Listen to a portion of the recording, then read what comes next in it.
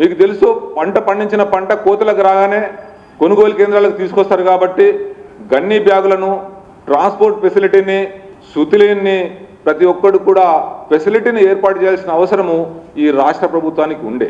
కానీ ఆ రాష్ట్ర ప్రభుత్వం పూర్తిగా ఈ గన్నీ బ్యాగులు సమకూర్చడంలో కానీ ట్రాన్స్పోర్ట్ను సమకూర్చడంలో కానీ పూర్తిగా విఫలమైంది కాబట్టి ఈరోజు రైతులు నానా అవస్థలు పడడం జరుగుతున్నది. నిజంగా ఈ జోగులాంబ గద్వాల జిల్లా మనం చూసినట్టయితే పూర్తిగా రైతుల పరిస్థితి దయనీయంగా మారింది. దాదాపు 20 రోజులైంది మక్కలు తీసుకొచ్చేసి ఆ మక్కలు కొనుగోలు చేసి కాంట అయిన తర్వాత దాన్ని ట్రాన్స్పోర్ట్ చేయకుండా ఆపేయడము పూర్తిగా దుర్మార్గం. ఎందుకంటే కాంట చేసిన తర్వాత ఇమీడియట్గా రైతులకు రసీదు ఇవ్వాల్సిన అవసరం ఉంటుంది. కానీ రైతులకు రసీదు ఇవ్వకుండా అది గోడౌన్లోకి వెళ్ళాలా, అదేవిధంగా రైస్ మిల్లకు వెళ్ళాలా అనే ఒక ఆలోచనతోటి వాళ్ళు రిసిట్ ఇవ్వకపోతే రైతులందరూ కూడా నానా అవస్థలు పడడం జరుగుతున్నది. నిన్న ముఖ్యమంత్రి గారు ఆ విషయం కూడా చెప్పడం జరిగింది, కొన్న వెంటనే రసీదులు ఇవ్వాలని చెప్పి. కానీ ఈ రాష్ట్రంలో ఎక్కడ కూడా తూకం జరగంగానే రసీదులు మాత్రం ఇవ్వడం లేదు. అది మక్కలే కానీ ధాన్యమే కానీ అది దానిలో పూర్తిగా ఈ ప్రభుత్వం విఫలమైందని చెప్పి కూడా ఈ సందర్భంగా నేను తెలియజేయడం జరుగుతున్నది. అదేవిధంగా గద్వాల జిల్లాల దాదాపు 86,000 ఎకరాలలో మొక్కజొన్న పండించడం జరిగింది. కొనుగోలు మాత్రం మొత్తం నడకన జరుగుతున్నది. మార్కెట్ యార్డులతో పూర్తిగా సంచులు మక్కలు నిండిపోయి ఉన్నాయి. కానీ దాన్ని పట్టించుకునే నాదులే లేడు. ఈరోజు రైతులంటే ఈ ప్రభుత్వానికి ప్రేమ లేదు అనటానికి ఇదే నిదర్శనం అని చెప్పి నేను చెప్పడం జరుగుతున్నది.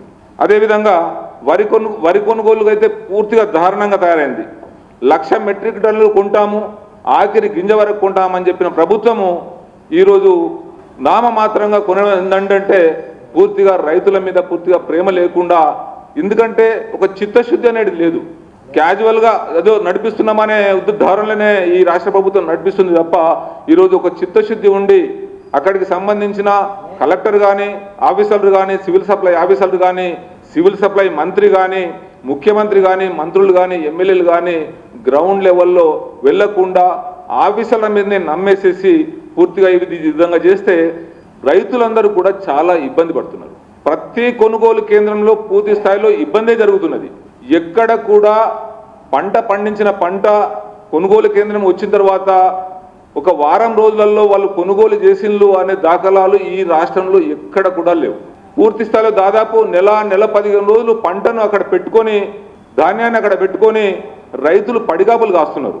ఇంకో బాధాకరమైన విషయం ఏంటంటే ఎప్పుడు ఈ వడగళ్ల వాన అకాల వర్షాలు వస్తాయో కూడా తెలియదు. కానీ ఈ రాష్ట్ర ప్రభుత్వానికి రైతుల మీద ఏ మాత్రం కూడా చిత్తశుద్ధి అనేది ప్రేమ అనేది లేదు.